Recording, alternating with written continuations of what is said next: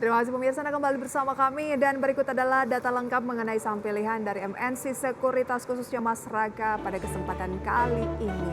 Yang pertama pemirsa ada Medco yang sudah kita bahas dengan buy on weakness rekomendasinya 840 sampai 995. RALS direkomendasikan buy on weakness dengan level pembelian 580 sampai resisten 665. Unilever pemirsa di 4.380 dan resisten 4.770 buy. Sementara Pegas juga buy on weakness 1395, resisten di 1525. Kita lanjutkan kembali perbincangan bersama dengan Mas Raka. Oke, setelah Medco juga ada Pegas direkomendasikan buy on weakness. Semenarik apa Pegas dengan range harga yang sudah kita saksikan tadi di grafis? Silakan Mas Raka. Oke, kalau kita lihat Pegas ini lebih cenderung kepada teknikal ya, di mana kalau kita lihat ini Pegas kemarin memang terkoreksi, nampaknya dia mencoba untuk pullback ke range supportnya di level 1425-nya ya. Namun kalau kita lihat kemarin ini cukup ada volume hari Selasa yang cukup besar juga, di mana kami ekspektasikan Pegas ini pergerakannya ini dia mencoba untuk break resistennya yang ada di level 1460-nya. Dengan begitu nantinya Pegas ini akan mencoba kembali untuk menguji nampaknya resisten berikutnya yang tadi sudah disampaikan di range-nya. Dan memang kalau kita lihat juga dari sisi fundamental, begitu juga dari catalyst-nya seperti tadi harga minyak dan gas yang naik juga seiring dengan memudarnya risiko default dari US ini, tentunya hal ini akan menjadi salah satu kasus positif tambahan nantinya untuk Pegas begitu. Oke, buy on weakness karena pembayaran dividennya juga belum berlangsung ya, ada yield mencapai 9,86%, jadi itu kesempatan nanti biasanya kan ada price in, kesempatan untuk mengambil di harga bawah Pegas begitu ya Mas Raka ya. Ya, betul. Dan setelah sentimen dari dividen, Pegas dengan kemungkinan dari harga komoditasnya akan kembali bisa menyentuh posisi di 1525 ya? Iya, untuk range resisten terdekatnya. Oke, tapi bagaimana sih Anda melihat fundamental dari Pegas sendiri, misalnya kita hold untuk jangka menengah atau memang ini hanya untuk jangka pendek? Ya, mungkin ini untuk sementara hanya untuk short term aja ya, Mbak. Short term Untuk saja ya? Pegas. Oke, kita beralih ke rekomendasi berikutnya adalah RALS dan juga ada UNVR. Kita ke RALS terlebih dahulu juga buy on weakness. Ya, untuk RALS memang hari ini kebetulan ada dividen date ya, dimana kalau kita lihat yield-nya ini mencapai 8%. Namun kalau kita lihat juga secara teknikalnya, di mana RALS ini nampaknya membentuk posisi dari triangle-nya begitu. Dan memang nantinya di bulan Juni ini ataupun Juli ya, ini pastinya ada rilis earnings, di mana kalau kita lihat kuartal 2 dari RALS ini biasanya selalu melonjak sangat signifikan terbantu adanya festive dari Lebaran. Sehingga ini mungkin akan menjadi langkah yang cukup ideal untuk price in terlebih dahulu untuk saham RALS. Oke, dan yang terakhir adalah saham Unilever. Kalau berbicara mengenai harga minyak tadi, Anda bilang menarik juga mencermati consumer good. Kenapa harus Unilever dari sekian banyak emiten consumer good di Bursa Efek Indonesia? Oke, kalau kita lihat memang untuk Unilever agak cukup struggle ya sejak pandemi COVID-19 gitu.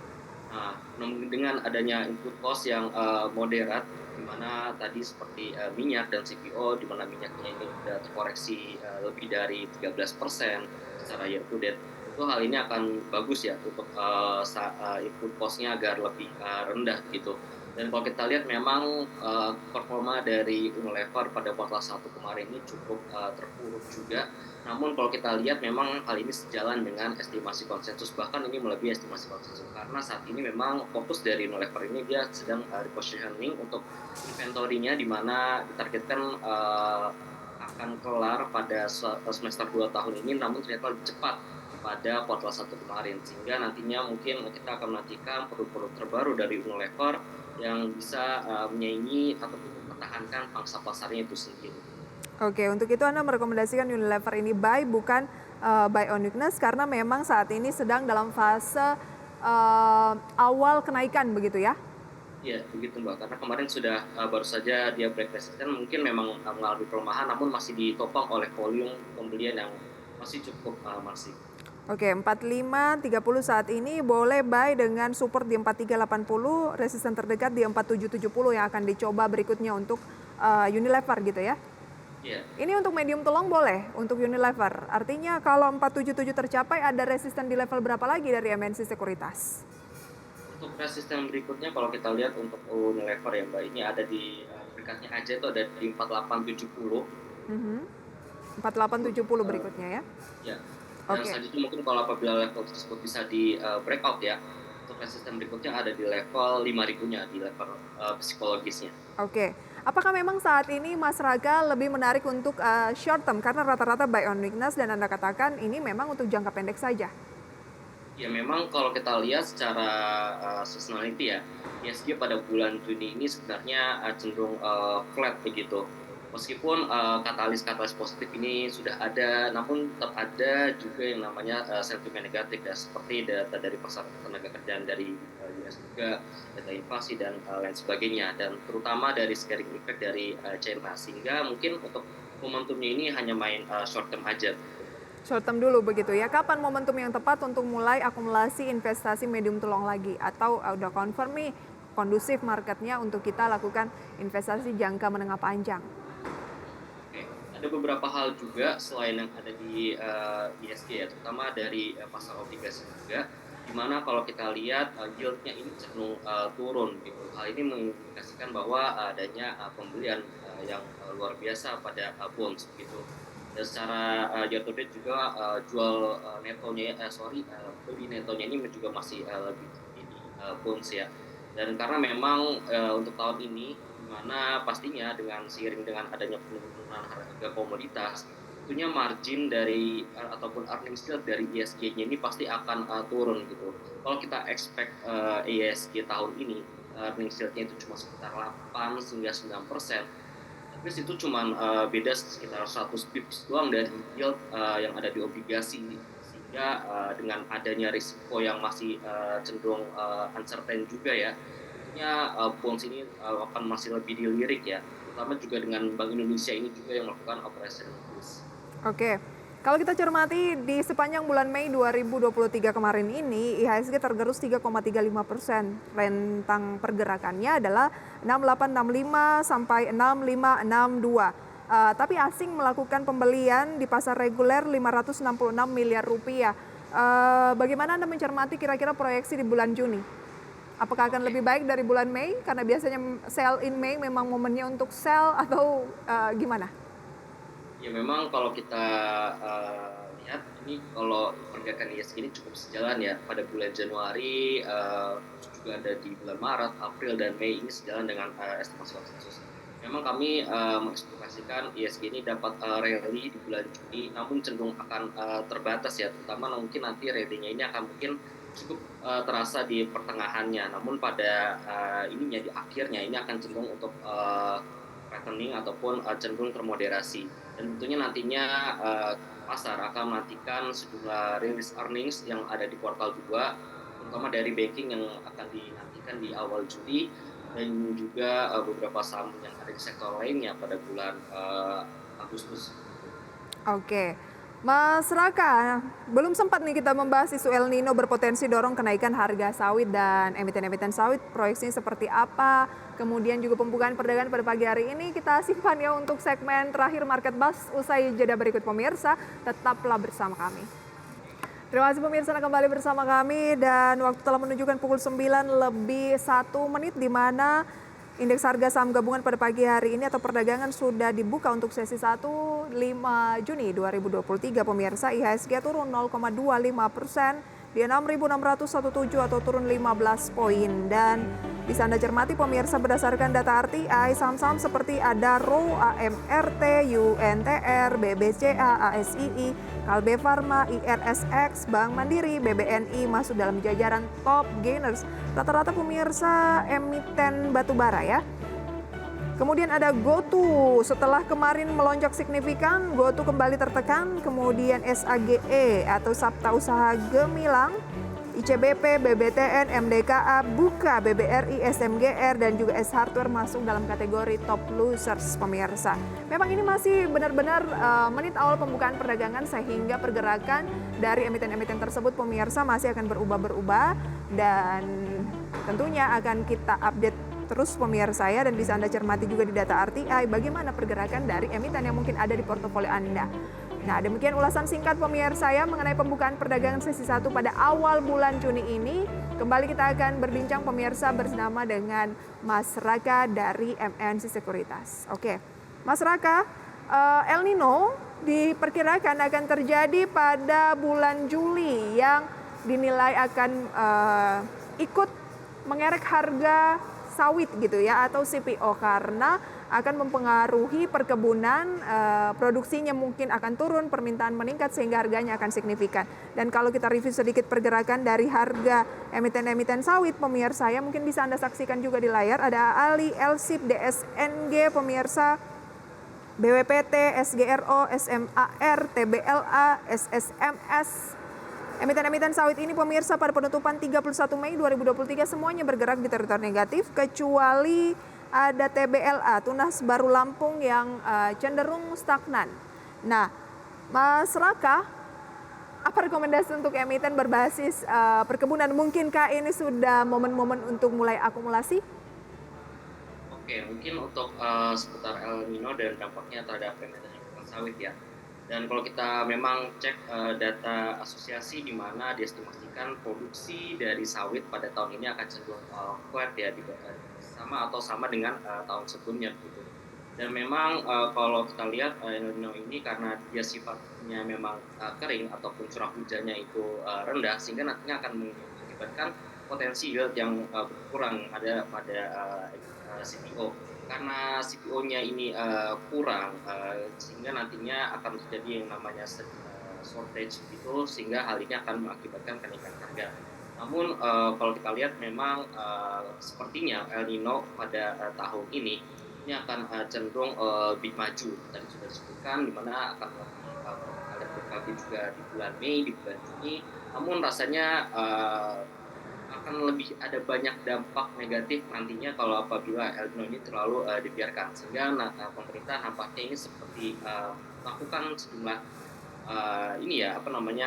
mitigasi seperti stok ataupun build up inventory gitu, dan juga rekayasa cuaca gitu. Jadi saya melihatnya mungkin untuk dampaknya terhadap emiten CPO, untuk harganya nanti akan memang cenderung naik. Namun untuk volumenya ini masih akan cenderung turun, karena itu tadi dari yield-nya ini memang akan turun, namun masih bisa di-offset dengan kenaikan harga dari CPO-nya. Namun kalau kita lihat memang ada sejumlah hal yang perlu diperhatikan juga, salah satunya dari undang-undang yang dirilis di Europe, mana mereka membatasi sekali ini untuk emiten produk-produk CPO yang terutama berasal dari kita ya. Sehingga tentunya ini saya melihatnya balance, Pak. Ada emiten CPO yang Anda rekomendasikan? Untuk rekomendasi mungkin yang DSNG ya. DSNG kita lihat pembukaan pada pagi hari ini melemah sekitar 0,88% di 565, dan dalam sepekan terakhir sudah melemah 2,5%. Rekomendasinya seperti apa untuk DSNG? Untuk DSNG ini kita masih rekomendasi ya Mbak, dengan target price ini 770. Target price di posisi berapa? Di 770 untuk target price dari fundamentalnya. Oke. Karena pada hari Rabu lalu sebelum libur panjang turunnya cukup dalam 3,45%, dan saat ini ya lanjut lagi 2,63%. Kami punya data RTI di layar nih. Pergerakannya ini dalam fase apa untuk DSNG? Ya, mungkin untuk pergerakan dari DSNG itu dia mencoba untuk mencari supportnya, di mana support terdekatnya ini memang ada di level 540-nya untuk DSNG gitu. Memang ini sahamnya memang lagi downtrend ya sih, dengan adanya potensi dari penurunan yield-nya. Namun kalau kita lihat DSNG ini secara fundamental ini masih lebih above the peers-nya. Oke, secara fundamental masih cukup oke dibandingkan dengan emiten-emiten sawit yang lain, sehingga mungkin ini hanya tergerus dari sektornya saja. Supportnya tadi boleh diulangi Mas Raka? Oke, Oke, untuk support dari DSNG ini 540 ya, Mbak. 540 buy on weakness berarti ya, ada target di 700. 770. Oke, itu dia untuk DSNG bagi Anda yang tertarik di emiten sektor perkebunan pemirsa ya. Tampaknya cuma DSNG dulu ya, Mas Raka ya. Iya. Oke, pembukaan perdagangan pada pagi hari ini seperti yang sudah kita simak pemirsa, ada RO, kemudian ada saham bumi, kemudian ITMG, Indi, pemirsa UNTR, Doit ini kompak, PTBA masuk dalam jajaran top gainers pada pagi hari ini. Bukan hanya gainers based on value, tapi gainers based on persentase. Bahkan ada RO melambung cukup signifikan 5, sekian persen. Apakah ini karena faktor harga minyak dan plafon utang Amerika Serikat yang ditangguhkan dan pertemuan OPEC sehingga mempengaruhi batu bara atau seperti apa? Kalau saya melihatnya ini hanya short term ya, Mbak, karena kalau kita lihat memang Paul juga kemarin rebound 3%-an, dan memang kalau kita lihat ini kan sangat tergantung sekali ya dengan demand yang ada dari China dan juga India. Nah, di China ini masalahnya dia ada scaring effect. Terlihat dari PMI manufacturing-nya ini yang terus turun, bahkan di bawah level dari threshold-nya di 50, yang dimana hal ini menunjukkan memang masih adanya ketidakpastian dari beberapa perusahaan-perusahaan yang ada di China sana gitu. Sehingga saya melihatnya penguatan untuk saham-saham emiten batubara ini hanya bersifat short term saja gitu. Sifatnya jangka pendek saja. Jadi kalau mau trading disarankan untuk waspada karena ini short term saja begitu ya. Iya, begitu, Mbak. Ada emiten dari batubara yang menurut Mas Raka cukup solid untuk dicermati dan dilakukan pembelian? Oke, mungkin kalau untuk emiten batubara yang masih cukup solid, nampaknya masih susah ya, Mbak, karena memang dari harga polnya sendiri ini memang sebenarnya untuk pol kemarin kan harganya 136. Nah, untuk bisa meng-offset dari cash cost-nya dan juga ada royalti, ini harus di pol ini minimal di atas harganya 100-an. Kalau kita lihat memang splitnya ini sangat kecil dan juga terdapat adanya potensi penurunan margin, sehingga menurut saya splitnya ada sektor rotation, bisa dipilih juga sektor-sektor lainnya mungkin yang seperti properti, dari cyclical dan juga mungkin komoditas yang berbasis oil and gas gitu. Dan komoditas yang apa Mas Raka? Maaf. Oil and gas. Oil and gas, oke. Jadi properti juga menurut Anda sudah layak dicermati? Iya, untuk properti masih menarik ya, untuk potensi dari penurunan suku bunga ke depannya memang. Oke, untuk properti emitennya apa? Untuk properti ini ada Pakuwon Jati. Lalu ada juga dari kami itu untuk BSDE. Buy ya? Atau buy on weakness? Untuk properti ini karena memang seasonality juga ya, ini dan kemarin memang udah mencapai targetnya, ini ada kemungkinan untuk buy on weakness dulu ya, Mbak. Oke, buy on weakness dulu begitu ya. Ada properti buy on weakness, kemudian oil and gas buy on weakness. Satu lagi tapi tadi apa Mas Raka? Cyclical. Nikel. Cyclical yang berbasis retailer, Mbak. Oke, sayang sekali seperti Rals gitu ya. Ya, Rals, Api. Sayang sekali waktu kita terbatas, cukup banyak nih yang ingin kita perbincangkan sama Mas Raka, tapi waktu menunjukkan sudah habis gitu ya. Terima kasih Mas Raka sharing informasinya.